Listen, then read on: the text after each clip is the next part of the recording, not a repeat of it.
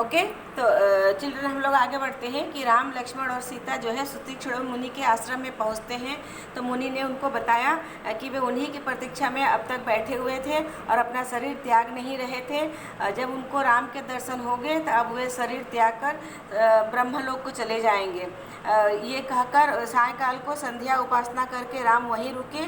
वहाँ भी सभी तपस्वियों ने राक्षसों के आतंक की रक्षा की।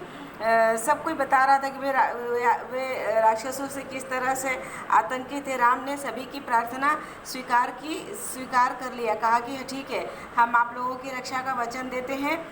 हम अब जंगल में हैं तो हम राक्षसों को मारेंगे। तो सीता ने राम को समझाया कि आपकी तो राक्षसों से कोई दुश्मनी नहीं है, आप क्यों राक्षसों को मारेंगे। तो राम ने उन्हें समझाया कि दंडक वन में रहने वाले राक्षसों से सभी मुनि त्रस्त हैं तथा शरणागत की रक्षा करना उनका परम धर्म है। तब राम बोलते हैं कि ये मुनि जो हैं वह मेरे शरण में आए हुए हैं और शरण में आए हुए का रक्षा करना क्षत्रियों का परम धर्म होता है, अतः मैं तो इनकी रक्षा करूँगा। अगले दिन वे लोग अगस्त मुनि के आश्रम में पहुँच गए।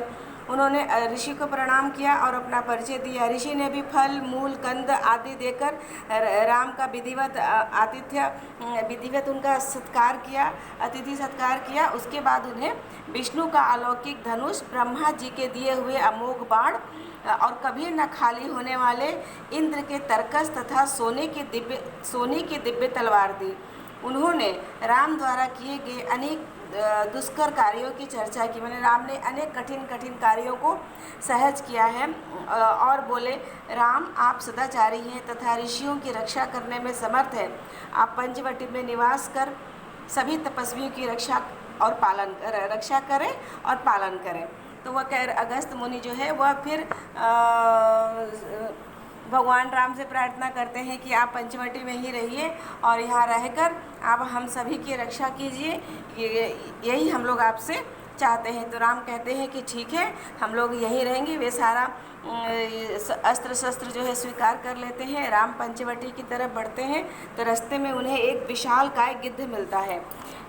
गिद्ध जो है गिद्ध से जब भगवान राम ने परिचय मांगा तो उसने कहा कि वह जो है दशरथ का मित्र है। वह कहता है कि बेटा मुझे अपने पिता का मित्र समझो, मेरा नाम जटायु है, यदि आप चाहो तो मैं आपके निवास में सहायक होऊंगा, सब तरह से आपकी सहायता और रक्षा करूंगा।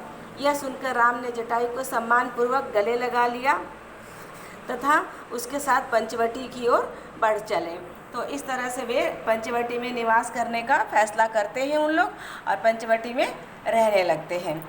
ओके, आज बस यहीं तक। Thank you class.